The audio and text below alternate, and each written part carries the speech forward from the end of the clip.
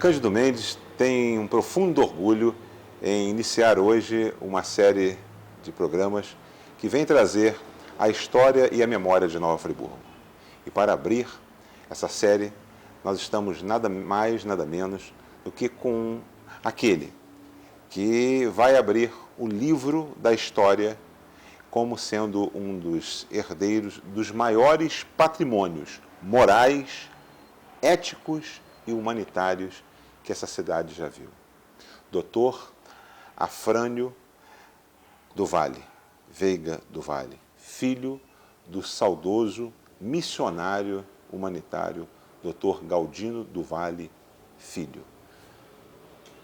Doutor Afrânio, com que satisfação nós estamos sendo recebidos, eu e a professora Janaína Botelho, na sua residência, que é a residência da família Vale, em Nova Friburgo, para contar um pouquinho da história e contar um pouquinho da memória dos seus 99 anos. Nós estamos no dia que antecede a comemoração dos festejos comemorativos dos 99 anos do Dr. Afrânio do Vale. Doutor Afrânio, com que satisfação nós estamos aqui e gostaríamos que o senhor fosse logo falando um pouco desses 99 anos, do que foi e, fundamentalmente, da sua afinidade, dos seus laços com Nova Friburgo, da sua vivência. Sei que foi um dos filhos que viveu mais próximo com o Dr. Galdo, e é isso que Friburgo gostaria de receber e de saber. É muito tempo para a gente poder fazer um resumo. É muita distância. Eu vivi, de fato, bons momentos aqui em Friburgo. Tenho saudade dessa mocidade e saudade daqueles com quem a gente conviveu na época, que já se foram. Meu pai já está falecido, sei lá quantos anos. Ele tem amigos que vêm aqui em casa me abraçar como se fosse abraçar o dono da casa. Assim. Eu poderia citar uma porção deles, inclusive um amigo novo agora, mas deixa para lá. O que eu posso dizer a respeito desse amor a Friburgo? Não tenho palavras que possam descrever, mas eu tenho amizade, e essa amizade é grande e se transmite aos filhos. Tem a Gilda aí, que é encantada por Friburgo. Ela tem uma folga, ela vem para cá. Já tem os netos e bisnetos também fazendo o mesmo. É um encanto, é um prazer ver que a casa que a gente viveu, a mocidade, está sendo protegida e conservada sem maiores prejuízos. Nós sempre que podemos, viemos para cá passar uma temporada para refazer o calor lá do Rio. O senhor saiu muito cedo de Friburgo, né? O senhor foi estudar fora de Friburgo. Nós fomos estudar fora de Friburgo, é verdade. Eu saí daqui, fui para o colégio no Rio, interno. Saí desse paraíso enorme aqui para ser interno no Instituto Lafayette. Mas não tenho queixa, né? O tratamento que recebemos no Instituto Lafayette, pelo dono do colégio, professor Lafayette Cortes, justificava a nossa ausência lá. Ficamos lá, fizemos lá todos os anos preparatórios, depois engrenamos nas escolas superiores. Né? É sempre voltando a Friburgo, sempre não... férias? Aqui, férias em Friburgo. A casa estava sempre... Meu pai morou aqui longos anos, né? Até que ele teve, por necessidade, mandato de deputado federal, e clínica mesmo, médica, ele se fixou mais em Niterói do que aqui em Friburgo. Mas estávamos sempre aqui, nós estávamos sempre aqui. A história, quer dizer, conta que a casa foi construída em torno de 1917. 17. Quer dizer, o senhor consegue trazer um pouquinho a memória, recordar como é que foi um pouquinho dessa construção, que é uma belíssima casa. Poucos de Friburgo conhecem essa casa, os que passam pela avenida têm curiosidade, e nós estamos aqui dentro. O projeto, acho que é suíço, o projeto? Dizem que o projeto é suíço, que as telhas vieram também de fora do Brasil. As telhas que... eu não tenho certeza se foram compradas. Pode ser que tenham sido compradas. Foram compradas no Rio. Mas a história conta que são telhas da Alemanha. É um tipo de telha especial para os países frios, onde tem neve. E esse tipo de telha, ele é uma telha lisa para a neve não grudar. A neve bate e escorre. A telha comum aqui do Brasil, telha francesa, telha canal, ela tem arestas que prejudicam um caso de uma geada, como cair neve, a neve pode ficar presa, retida no telhado. Nesse tipo de telha, que é feito do modelo europeu, isso não acontece. Né? E o senhor aí fez o curso de bacharel, é bacharel em Direito, entrou para atividade pública, né, através do serviço público. Eu sou do Ministério da Fazenda, tenho concurso no Ministério da Fazenda, mas já estou aposentado. Auditor, procurador? Procurador. Mas já estou aposentado há muito tempo. A idade aqui já avançou muito. Eu já estou longe, eu já estou com... Vou fazer 100 anos amanhã. 100 anos, meu velho? 99. 99. Mas nós estamos aqui também, junto nesse núcleo de memória e história, nós estamos ao lado da professora Janaína Botelho, que é a nossa pesquisadora, que tem ao longo dos últimos anos desenvolvido um trabalho, doutora Afrânio, que remonta e conta um pouco e pesquisa a história de Friburgo do final do século XIX. E essa busca dessa história e que ela vem desenvolvendo ao longo dos últimos meses, com relação ao trabalho que ela vem desenvolvendo, ela encontra a figura muito clara do Dr. Galdino do Valle. Tá?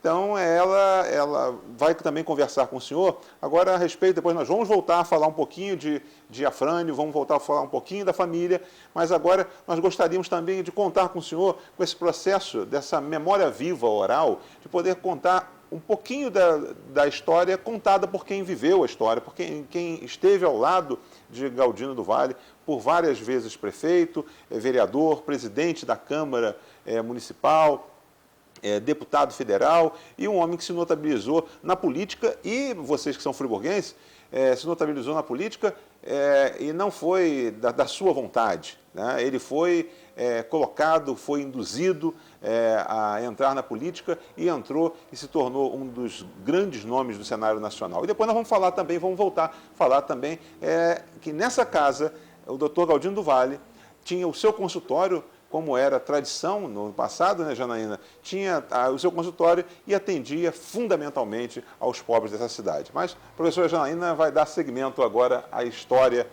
e à sua pesquisa. Doutora Afrânio, antes de fazer a pergunta, só para as pessoas assim, que estão assistindo esse programa entenderem sobre quem foi Galdino do Valle Filho. Ele, quando começou a carreira política dele, ele encontrou em Friburgo o seguinte cenário. Os políticos de Friburgo pertenciam a uma oligarquia rural, mais propriamente da família Neves, né, que o senhor conviveu.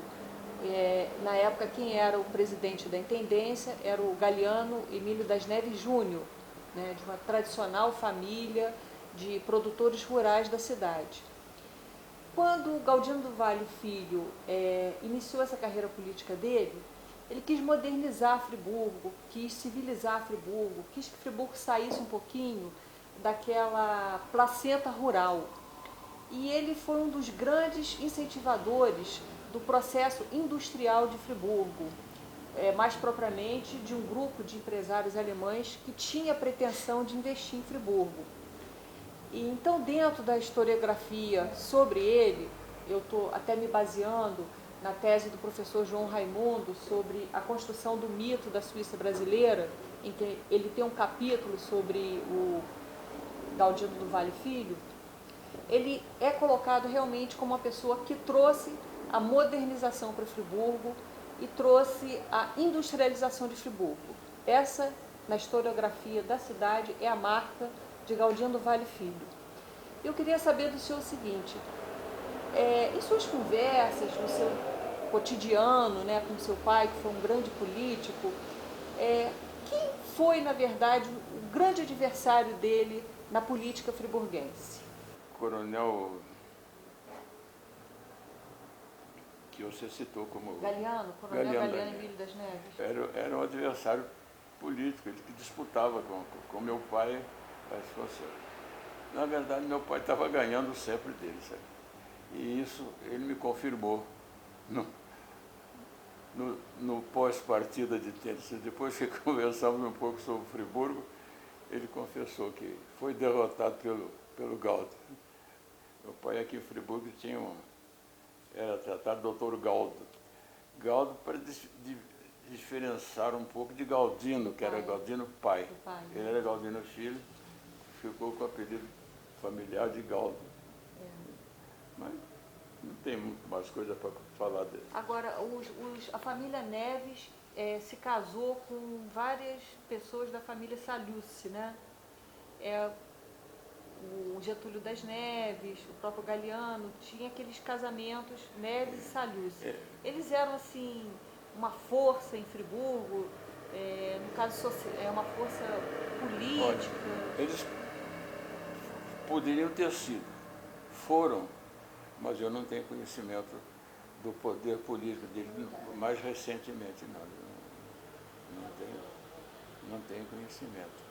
O doutor Galdino do Vale, ele escrevia para o jornal, era ele mesmo quem militava, que ele criou o jornal A Paz em 1910. Era ele. Os editoriais eram realmente dele. Ele fundou o jornal A Paz aqui em Friburgo. O nome está dizendo, foi uma harmonia que nasceu numa política local. Eu não tenho lembrança dos nomes, mas eram os coronéis da época, e o meu avô, o pai do meu pai, estava metido nisso. Eles se juntaram e fizeram uma harmonia política. Aí nasceu o jornal A Paz. Um colega seu, jornalista, disse que o jornal A Paz era um paradoxo jornalístico, porque nunca teve paz. Era um jornal de guerra. Era um jornal de guerra. Mas era mantido a duras penas. O jornal custava dinheiro. Tinha que comprar papel, tinha impressão, tinha que ter motor. O motor até era um motor original, porque era movido à mão. Como é que não pode ser motor movido à mão, né? Mas quando o motor enguiçava, vinha um modesto pobre aí, não sei se foi do tempo de vocês, que chamava-se Balaó. O Balaó era um maluco, as crianças chamavam, viu o Balaó lá, gritava o Balaó, e ele se desesperava e tal. Mas o Balaó ia para lá mover a máquina da Paz. Ele ganhava uns cobrezinhos movendo a máquina da Paz para editar o jornal. Era uma prática na época, por exemplo, ele com certeza ele fundou o jornal A Paz. O trabalho do jornalista, ele já estava morando no Rio, mas o jornal estava funcionando em Friburgo. Ele mandava o artigo que ele escrevia lá, a respeito do artigo, era sempre político. Nem sempre, às vezes era até artigo de natureza econômica, agrícola, ele variava muito. Mas o compromisso dele é que o jornal saía aos domingos e o artigo tinha que chegar aqui sexta-feira, mais tardar, que é para ser editado, para editar o jornal e passar e chegar, poder ser distribuído no domingo. E para fazer essa distribuição, ele não tinha como mandar o jornal de Niterói, onde ele morava, aqui para Friburgo. Aí apelava para minha esposa, Tereza, vem cá apanhar o artigo aqui para mandar para Friburgo. E ela saía no forozinho dela para ir lá apanhar o jornal e se meter lá num bairro, num botequim qualquer lá na Ponta da Areia para saber se tinha algum portador para Friburgo. Uhum. Ela era uma das colaboradoras do jornal, a Paisa. Tá certo. Mas É. fazia isso com muito amor. Ele sempre gostou muito dela e eu quero dizer uma coisa, conhecimento de todos. Expressão dele apresentando Tereza a um amigo que foi visitá-lo. É minha nora, mas eu não a distingo das minhas filhas, mas era uma colaboradora do jornal A Paz. Beleza, Isso né? lá em Niterói. Sair procurar Não, as coisas eram mais difíceis num mesmo. botequim, num lugar. Tem um portador que vai para Friburgo para levar uma correspondência do Dr. Galdino. Quer dizer, então, mesmo afastado de Friburgo, ele fazia questão de escrever para o jornal. Fazia questão. Né? É porque, na Fazia verdade, questão. E o jornal, quando não tinha o artigo do doutor, não tinha venda. Ah, é? Tinha artigo do doutor, vendia. Não tem artigo do doutor, não tem. Não tinha venda. Na verdade, ele fazia uma oposição ao Sentinela, que era um jornal da época. Como é que foi o exílio do Dr. Galdino do Vale Filho? Ele acabou se afastando mesmo da vida política na Revolução de 30. A história diz que ele só retoma a vida política dele com o fim da Era Vargas. Ele ficou realmente, ele fez um autoexílio. Como é que foi essa questão da prisão dele? Ele não gostava do Vargas do Getúlio, né? Ele não. Aliás, foram amigos, porque eram deputados federais, os dois. O Getúlio, nessa ocasião, como deputado federal, foi nomeado, convidado e aceitou ser ministro da Fazenda. Eu me lembro disso, do meu tempo. E meu pai se dava com Getúlio. Mas ele acha que a traição do Getúlio com o Washington Luiz foi violenta demais, né? Ele não perdoou os revolucionários de 1930, ele foi um combatente. Ele não admitia a revolução, foi uma traição ao Washington Luiz. Em 1930, nós saímos daqui de Friburgo e fomos para o Carmo, com espingarda na mão, para não deixar os mineiros atravessarem de Porto Novo para Sumidouro e bater em Friburgo. Nós fomos de arma na mão, arranjar, catar espingarda, catar revólver, fomos para o Carmo. Felizmente tinha o Rio Paraíba, entre Carmo e Minas Gerais, tinha o Rio Paraíba caudaloso. Ninguém podia atravessar o rio. Não tinha ponte, a ponte uma era muito longe, a outra de estrada de ferro. Nós ficamos de um lado e os mineiros do outro lado. Meu pai